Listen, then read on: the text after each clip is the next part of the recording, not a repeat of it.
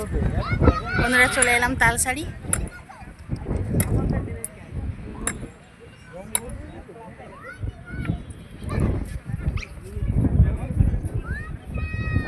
নৌকোগুলো দাঁড়িয়ে আছে।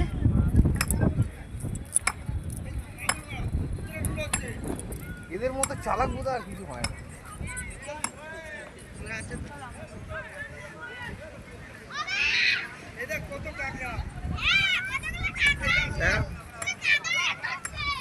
এখন আমরা তালসারিতে আনন্দ করছি। ক্যাংড়া ধরতে এসছে বন্ধুরা, ক্যাংড়া। আমার ছেলে কাঁকড়া ধরবে বলছে। ক্যাংড়া বলে না, কাঁকড়া বলে। ওই হলো, চলো তোমাদেরকে দেখাই।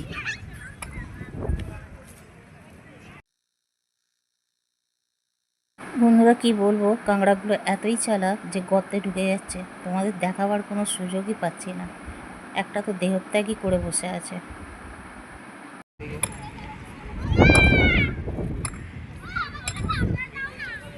অপূর্ব লাগছে দেখতে। এই সেই তালসারি বন্ধুরা। এই পায়ের এই ছাপের যে গর্তগুলো দেখছো, এইগুলো চোরাবালি।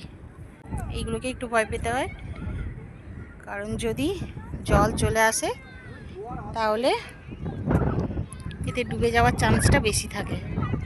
তো এইখানে আমরা বেশিক্ষণ থাকবো না, কারণ জোয়ারের টাইম দেখতেই পাচ্ছ।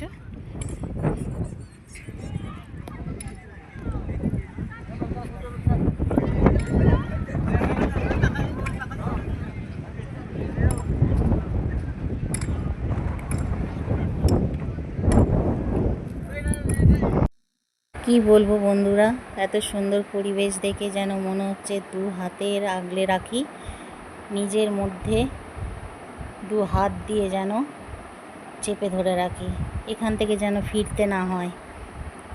কিন্তু ফিরতে তো হবেই। যদি আর কিছুদিন থাকতে পারতাম খুব ভালো লাগতো। মাত্র আমরা দুদিনের জন্য গিয়েছিলাম।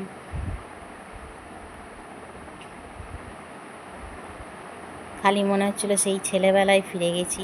এত আনন্দ বোধহয় কোনোদিনও আমি করিনি। আমার ছেলে দেখে বলছে, মা কিছু তোমার ফটোশ্যুট করে রাখবো। আমি বললাম, সব কিছু কি আর ফটোশ্যুট করে রাখা যায়?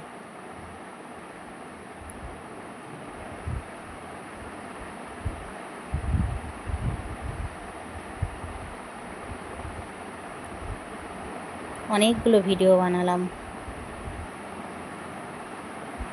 তারপর তো না থাকতে পেরে নিজেই জুতো খুলে জলে নেমে পড়লাম। সবাই তখন মানা করছিল, নামবেন না, চোরাবালি। আর জোয়ারও তখন এসে গেছিল।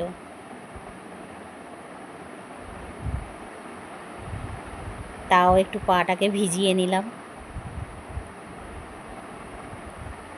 সত্যি এত বালি ঘেটেছি, এত জল ঘেটেছি, নিজেকে যেন ছোট্ট শিশুর মতো মনে হচ্ছিল।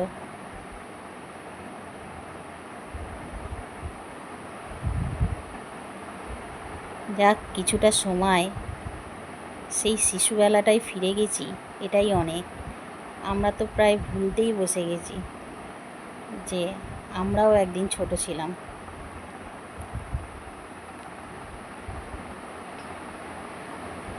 খুবই ভালো লাগলো আমার।